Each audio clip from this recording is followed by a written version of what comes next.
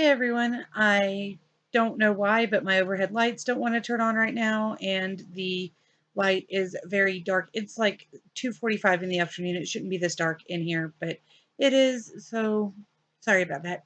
Anyway, I've been reading, of course, for the S'mores in Mayhem. I've gotten a couple of more chapters done in High Wizardry, so that's really exciting. But I won't be completing Stephen King's On Writing, which I know is not a middle grade book, but it's something I was reading this week.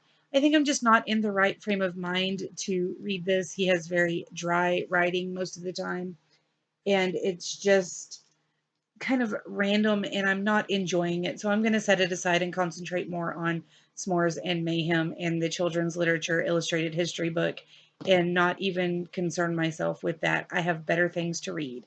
And I know that's a really controversial opinion, but there you have it.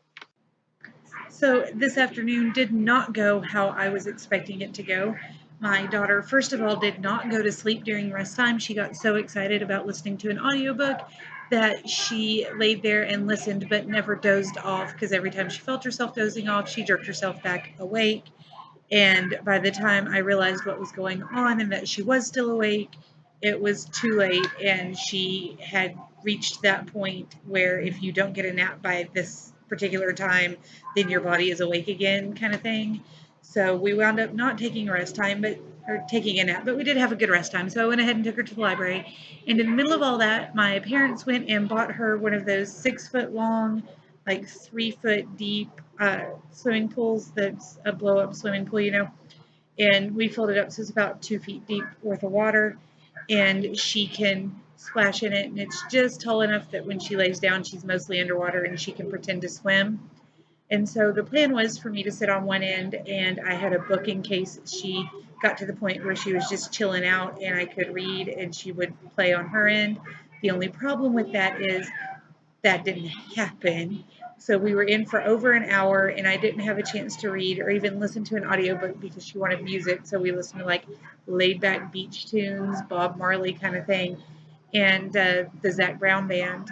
And the other thing is I put my book out next to the pool a little ways away, but where I could lean over and grab it if I wanted to. And 3/4 of it is now water damaged. It doesn't look like it's going to cause a problem with the readability of the book. It's just going to make the pages a little iffy. But there's 130 pages in the book, and the water starts on page like 40. So, yeah, it's most of the book is water damage now. And I'm just not going to feel comfortable with trying to pick this up and read it tonight. So I'm currently on page 100 on High Wizardry. I haven't read any more of it today. So that I'm going to really focus on and try to read another good chunk of it tonight. And then I'm still working on section 4. I'm on page 418 of Night Circus. So I'm going to finish working on that, get another good chunk of that read, and then hopefully later this evening be listening to some more of Limoncello. Um, I can't tell you anything about Limoncello. I'm not going to say anything about what's going on in it because Akos hasn't read it yet, and I got reprimanded for almost ruining Limoncello for her. So I'm not going to say another word, but it's good. It's really good. Okay, so between doing dishes and laying down with my daughter, I wound up listening to the last 27 chapters of Escape from Mr. Limoncello's Library by Chris Grabenstein. The narrator is Jesse Bernstein. He did an amazing job. And I listen to audiobooks at 1.5 to double speed because I read at a little over double speed. So, like with the Night Circus, I have the audiobook and the regular book, and if I'm doing them both at the same time, then I get ahead even when I'm listening to it at double speed, if that makes sense. So I have to listen to it faster or I like fall asleep and get distracted. However, I wound up listening to the final 27 chapters and they were amazing. I stand by my previous statement that this book rocks. It was really, really good.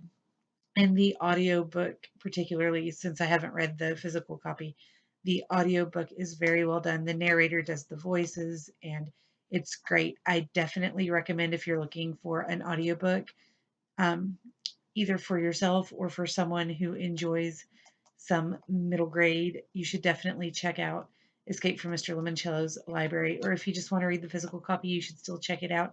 It is a book about kids learning about books, and what could be better than that, really? Moving on, I am now reading High Wizardry again. I've read about 5 more pages. I'm on page, 115, exactly 5 more pages. And I will be finishing up a couple more chapters before I go to bed. Other than that, I haven't really read anything else today. Like I said, we were in the pool earlier, so that kind of kept me from reading and messed up my book. But this is the end of my 4th vlog for this readathon, and I will talk to you guys again tomorrow and let you know what I've finished between now and then.